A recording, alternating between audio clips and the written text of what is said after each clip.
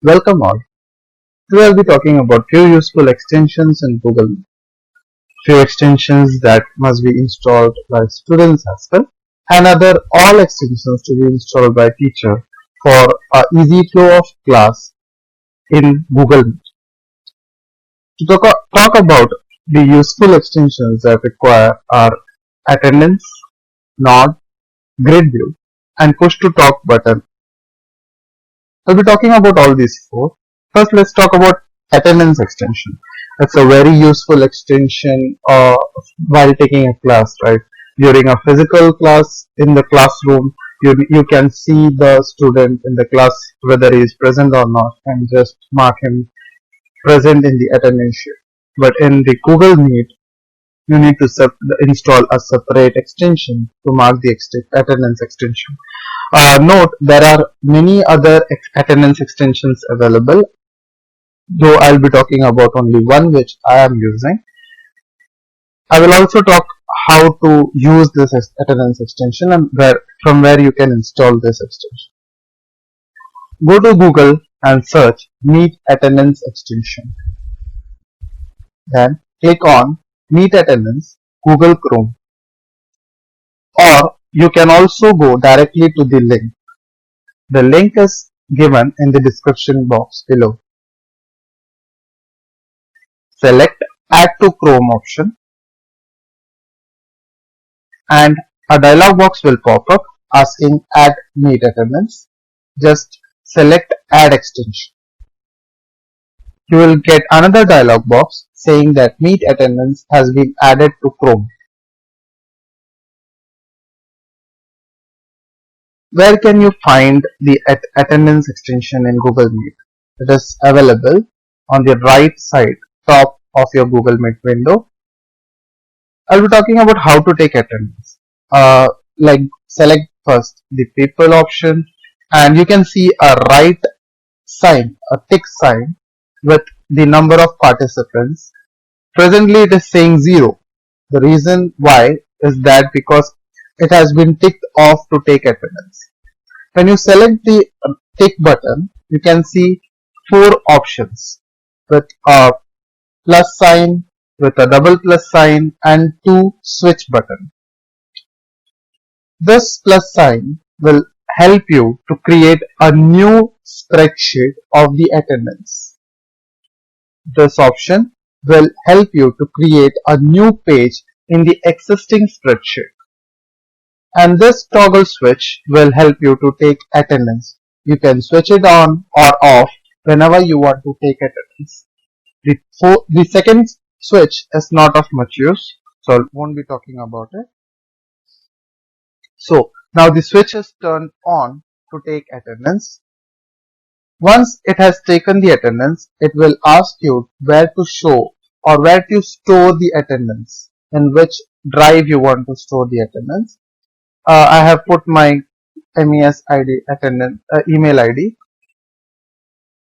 and then select allow to access your Google account.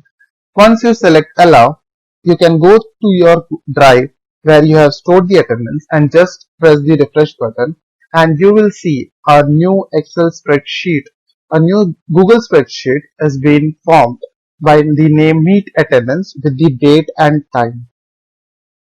After taking attendance, you can turn the toggle button off. You can do this in regular intervals. Regular intervals means after 15 minutes if you want to take attendance, just switch on this button or turn on this button and once it has taken the attendance, just turn off the button. The attendance will be automatically stored in the spreadsheet that you already have created. Second extension is about nod extension. Why do you need this extension? This is basically in physical classroom, if any student has doubt or if any student want to ask something, he or she may raise his or her hand and then we can ask him to stand up and ask the question. In Google Meet, without this extension, if any student has doubt, he has to unmute the mic and then he has to interfere in between.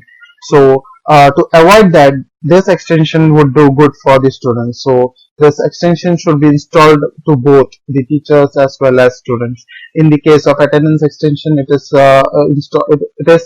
installed only with the teachers. It is enough if it is installed only with the teachers.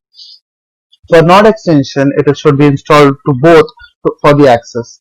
I will tell you about how to install and how to use it.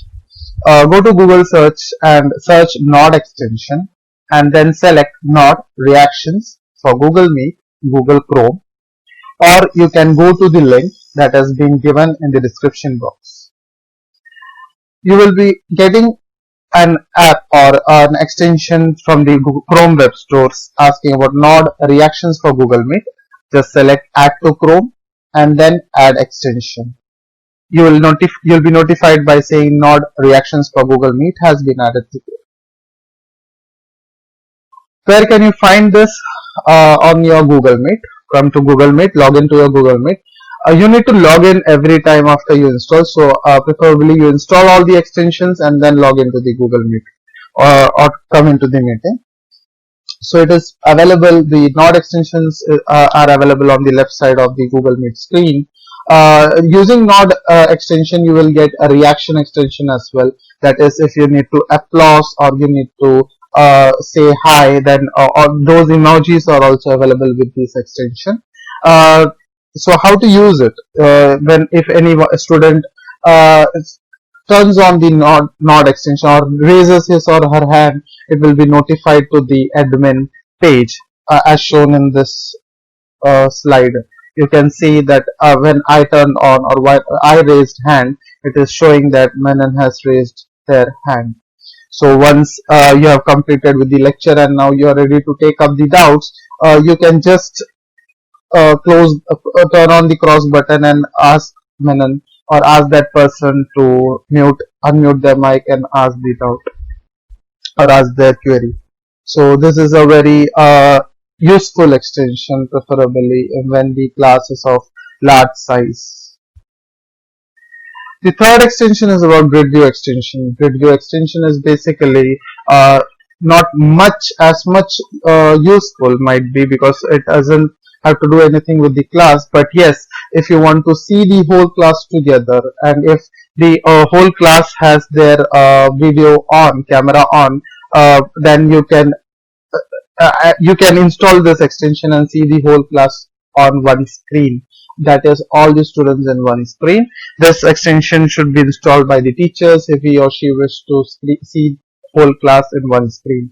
Preferably if the camera is on for all the students and staff, then there might be bandwidth issue, so it needs good internet for all the camera to work. So if all the cameras are on with a good internet then or with good bandwidth, you can use this extension to see all the students and record them and to check upon if all the students are watching or are seeing your lectures. So I'll be talking about how to install this grid view extension. Go to Google search and write up grid view extension and then select Google Meet Grid View, Google Chrome, or you can go to this link that is available in the description box directly.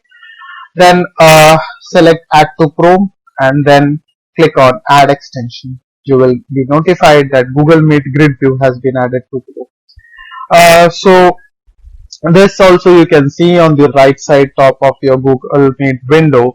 Now it has been turned on. So why you need this? Like I have told you that you can see all the participants. Without this extension, what are all the other views that you can see in the screen? I will talk about that.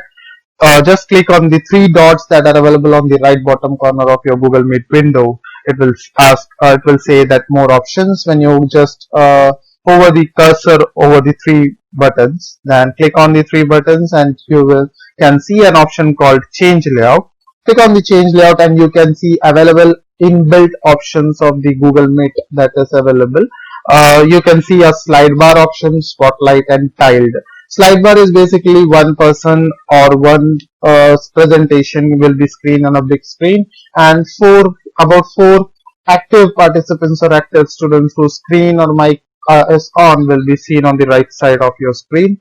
About spotlight, only the one person who is talking or only one present presenting slide will be seen in the whole screen. And in the tiled option, you can see only maximum of 16 participants or 16 people or 16 students in one screen. So this is why grid view, you can use grid view where you can go for more number of participants or students in one screen. You can see more number of students in one screen. It also helps, the grid view also helps to see if in one screen that if someone has unmuted his mic or has turned on camera or doing something else. So grid view would be helpful to that. So you can see an option called enabled grid view by default. In the default way, when you install the grid view, it is checked that grid view is used as default mode. You can go and uncheck this option if you don't want this to be a default option. These are the few images that has been taken when I have used grid view. So you can see that in one screen you can see n number of participants, about more than 100 participants in the grid view option. And in the second, when all the cameras are turned on, you can see that every participants or every people could be interacted, or you can see in one go with all the people. So if you are taking a lecture, being a teacher, you can see all the students. If the camera is on, you can see all the students are actually attending or actually viewing your screen. But note that your bandwidth speed should be good if you are asking the students to turn on the camera. The fourth one is a very interesting extension. It is PushtoTalk Extension. Basically, this extension you have seen in the physically you have seen in the conclave or in your auditorium, when you have a mic with a button on it, and whenever you want to talk, you just press the mic or hold the button. You just hold the button, you talk, and then release the button. So it acts similarly. What is the use of this? Basically, what is the use of this push to talk button? Is when this extension should be installed with the students. Basically, with this to the students. How does it work? When you use push to talk button, if a student wants to answer something, like if you are asking a question and if a student wishes to answer or ask a query, if he wants to ask a query, he has to just hold the spacebar button, talk, and then release the spacebar button. He has not to unmute the mic while talking. We don't need to unmute the mic while talking. The reason is, like, whenever we unmute the mic, the chances to mute the mic again are less. Like, you forget to mute the mic. The students might forget to mute the mic after answering the question or after asking the doubt. So this particular extension will help you to do so. I will show the how to install it, and also I will show a small demonstration of this extension. Go to Google and search Google Meet Push to Talk, and then select Google Meet Push to Talk Google Chrome, or else you can directly go to the link which is being given in the in your description box. Select Add to Chrome, and then Add Extension. You will be notified that Google Meet Push to Talk has been added to Chrome. To demonstrate about Google Meet Push to Talk, if a student wants to just ask a doubt, or if the student just wants to answer a question that was asked, he or she need not have to switch on his or her mic.